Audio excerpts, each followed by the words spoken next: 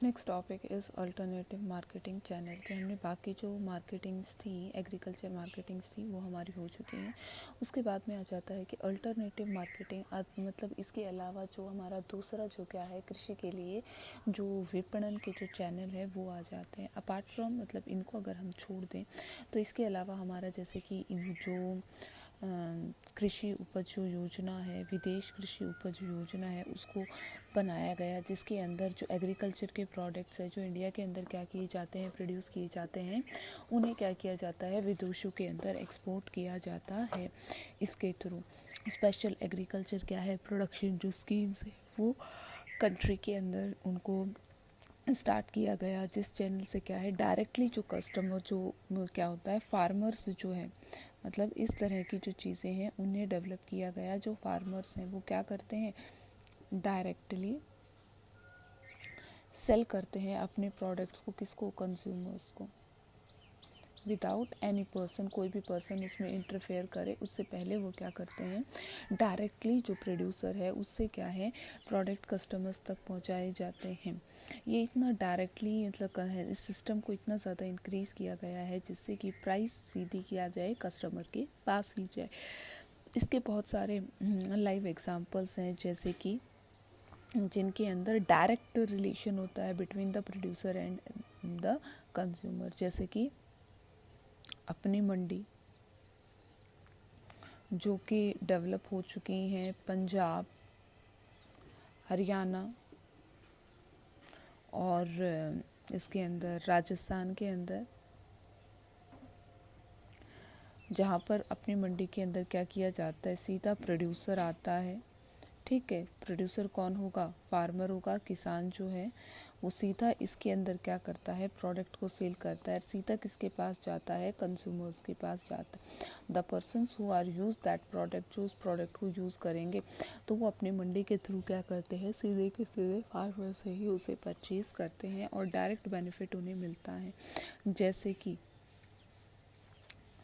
Sorry, हदस पर जो मंडी है, ठीक है, जो कि पुणे के अंदर है, which is in the Pune, वो भी इसी तरह की पाई जाती है।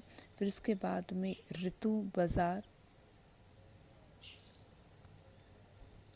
जिसके अंदर वेजिटेबल्स और फ्रूट्स क्या किए जाते हैं, सेल किए जाते हैं। ऋतु बाज़ार के अंदर ओनली फ्रूट्स एंड वेजिटेबल्स आती हैं, जो कि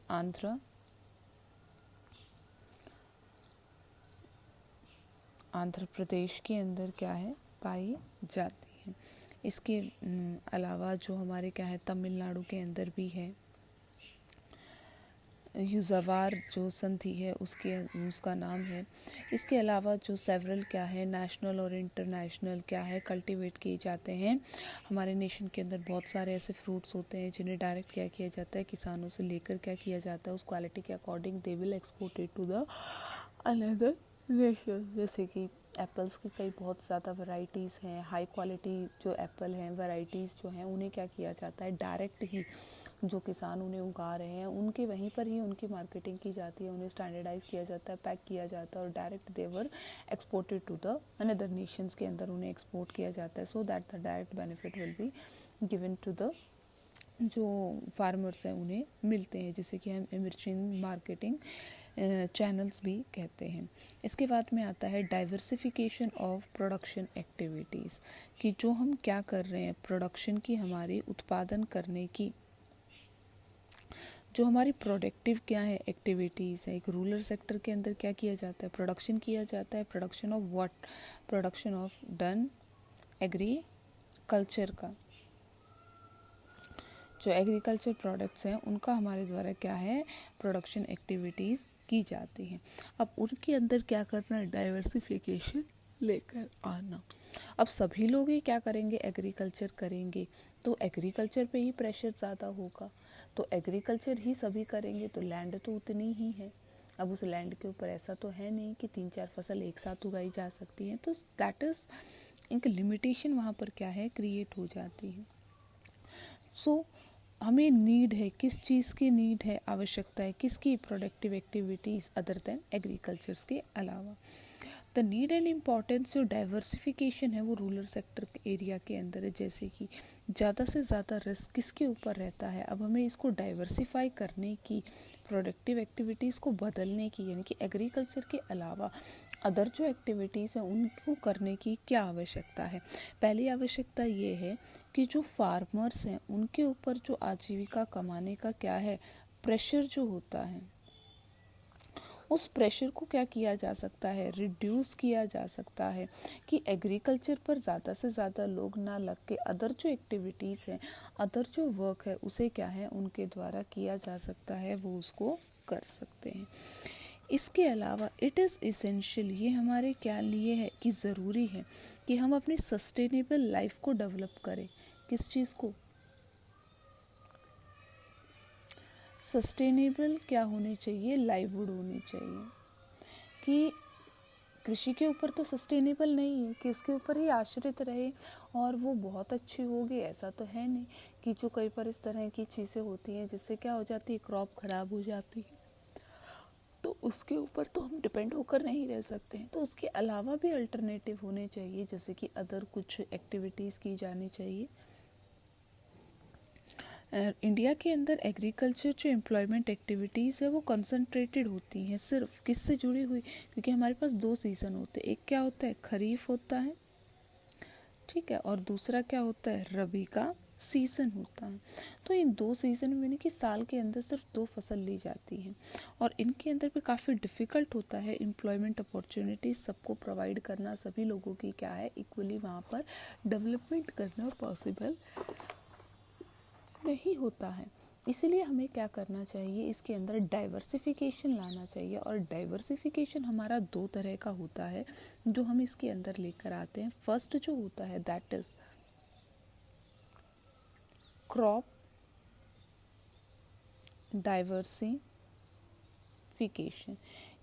जो क्रॉप है उसे क्या कर दिया जाए, डाइवर्सिफाई कर दिया जाए, उसको बदल कर क्या है उगाना चाहिए।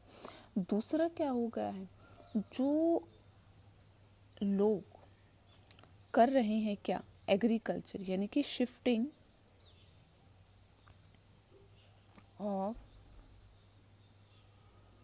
people from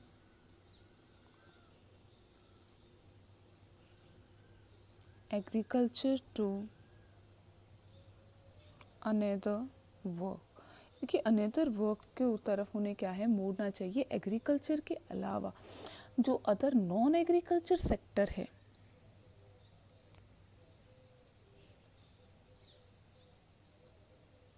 non agriculture sector के अंदर क्या करना चाहिए, उसको ले जाना चाहिए, वहाँ पर क्या है काम करना चाहिए।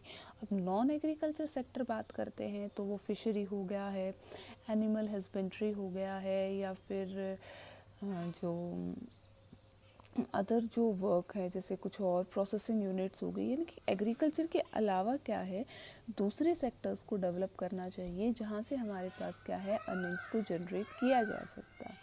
अब बात आती है फर्स्ट पॉइंट की क्रॉप डाइवर्सिफिकेशन की, कि हम जो क्रॉप है, जो फसल हमारे द्वारा ली जा रही है उसके अंदर क्या डाइवर्सिफाई कर सकते हैं।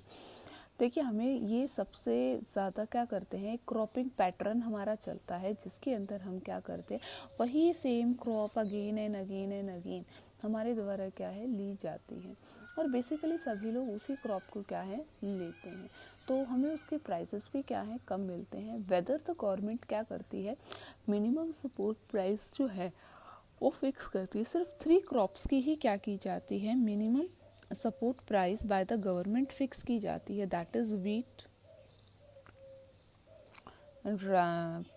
Rice which is known as paddy, rice को हम क्या कहते हैं पैडी कहते हैं, धान, और शुगर केन। तो बेसिकली ये 3 ही क्रॉप्स हैं जिनकी जो मिनिमम सपोर्ट प्राइस है वो क्या की जाती है फिक्स की जाती है, और इसको और ज़्यादा इनकरेज करने के लिए गवर्नमेंट ने मतलब कई चेंजिंग पॉलिसीज़ हैं, कई कमिटीज़ हैं, उनको डेवलप किया है, अलग अलग लोगों को बताया है कि वो क्या कर सकते हैं, मिक्स क्रॉपिंग कर सकते हैं या फिर मोनो क्रॉपिंग से मिक्स मल्टी क्रॉपिंग की तरफ जाएं, कमर्शियल फार्मिंग करें। कमर्शियल फार्मिंग का क्या है, फार्मिंग फॉर जो कमर्शियल क्या है फार्मिंग है हमारी, उसके अंदर क्या किया जाता है, कमर्शियल फार्मिंग के अंदर कि ये जो फार्मिंग है ये सिर्फ मनी ओरिएंटेड होती है, नॉट फॉर द लाइफ को सस्टेन करने के लिए, जीने के लिए नहीं की जाती है, मनी को अर्न करने के लिए की जाती है। जैसे कि इन प्लेस ऑफ वीट की जगह क्या की जाती है, जैसे सनफ्लावर की क्रॉप ली जाती है, तो that is the money oriented. उस सनफ्लावर की क्रॉप का वैसे तो हमारे लिए कोई यूज़ नहीं है, but it is used for the money purpose, कि उसको वो हमारे लिए क्या है, अच्छा मनी पर्पस वहाँ पर प्रोवाइड करती है। तो डाइवर्सिफिकेशन जो है वो सबसे ज़्यादा क्या है, ट्रस्टवर्दी है। एग्रो क्लाइमेट कंडीशंस चेंज होती रहती है, हमारे पास अलग अलग तरह की लैंड्स हैं, नेशन के अंदर अलग अलग क्या है, वहाँ पर क्लाइमेट्स पाए जाते हैं। सो तो डाइवर्सिफिकेशन जहाँ पर इतनी ज़्यादा है in the climates in the nation, तो वहीं पर जो क्रॉप ली जाती है दैट मस्ट ऑल्सो भी द डाइवर्सिफाई होनी चाहिए हो, सो दैट जितनी भी अलग अलग वैरायटीज़ हैं, अलग अलग क्रॉप्स जो हैं वो एक ही नेशन के अंदर मिल जाएं हमें, और उससे एक फार्मर को भी मतलब क्या है बेनिफिट मिलता है कि सभी अगर एक ही तरह की फसल को उगाएंगे तो क्या हो जाएगा, उसका जो सप्लाई है वो ज़्यादा होगी, and due to the supply ज़्यादा होने की वजह से क्या होती है, प्राइसेस हमें उसके कम मिलते हैं। It means we will be get the less benefit हमें मिलता है। तो उस बेनिफिट को बढ़ाने के लिए क्या करना चाहिए, we have to go with commercial farming की तरफ हमें जाना चाहिए, ताकि हम ऐसे क्रॉप्स को लें जिनसे कि हमें ज़्यादा क्या है अमाउंट मिल सकता है। और इसके साथ साथ जो कमर्शियल फार्मिंग है उसके साथ लाइव स्टॉक हो गया, फिशरी हो गई है, फॉरेस्ट कंसल्टिंग कोर सेक्टर जो एग्रीकल्चर्स के हैं उनको भी क्या है इसके अंदर लिया जाना चाहिए। जैसे कि कई लोग क्या करते हैं, जैसे फ्रूट्स की एग्रीकल्चर करते हैं, उससे क्या करते हैं ज़्यादा बेनिफिट प्रोवाइड करते हैं, वेजिटेबल्स लेते हैं, मिल्क प्रोडक्शन में लगे हुए हैं, तो ये सब चीज़ें इसके अंदर ही आती हैं, जो कि एक तरह से रूरल सेक्टर को डेवलप भी करते हैं। कि वो क्या हो गया है कि वो अगर ऐसी क्रॉप लेते हैं जिनसे उनको हाई प्राइसेस मिलते हैं, अच्छे उनके लिए क्या होंगे, बेनिफिट्स होंगे। दूसरा आता है shifting of work force from the agriculture to other, यानी कि जो भी वर्क फोर्स हैं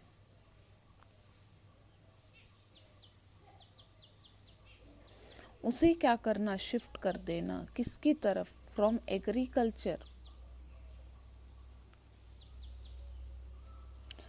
एग्रीकल्चर से इसे क्या कर देना, भेज देना, शिफ्ट कर देना टू द अदर एक्टिविटीज,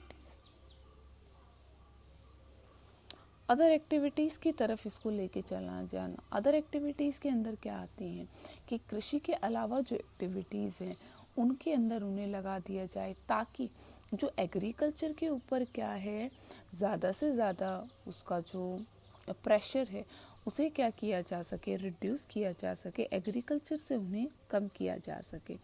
जैसे कि एनिमल हस्बेंड्री, जिसके अंदर क्या करते हैं, इंडिया के अंदर अगर हम बात करते हैं 28.7 क्या है आउटपुट है, परसेंट जो आउटपुट है वो एग्रीकल्चर का आउटपुट है, जो कि जैसे कि वर्ल्ड में अगर हम बात करते हैं, इंडिया के अंदर वर्ल्ड का लार्जेस्ट लाइव स्टॉक पॉपुलेशन है। इसके अकॉर्डिंग वर्ल्ड की जितनी भी पॉपुलेशन है उसकी 57% बफेलोज इंडिया के अंदर पाई जाती है। 15% कैटल पॉपुलेशन जो 6th है गोट के अंदर वो इंडिया ही है। इनकी इंडिया के अंदर जो लाइव स्टॉक काफ़ी ज़्यादा है, तो उसकी तरफ उन्हें जाना चाहिए, एनिमल हस्बेंड्री की तरफ से, दो सो दैट उनको ज़्यादा से ज़्यादा ब्रीड करना चाहिए और उन्हें क्या करना चाहिए, सेल करना चाहिए। या फिर हम मिल्क प्रोडक्शन की तरफ भी जा सकते हैं, जिसे कि हम 8 फोल्ड कहते हैं कि मिल्क जो प्रोडक्शन है इंडिया के अंदर मतलब 2017 और 19 के अंदर बढ़कर 7 जो मतलब अगर if I am talking about the data के बारे में अगर मैं बात करती हूँ, जो कि 1950-51 के अंदर इंडिया के अंदर सिर्फ 17 क्या है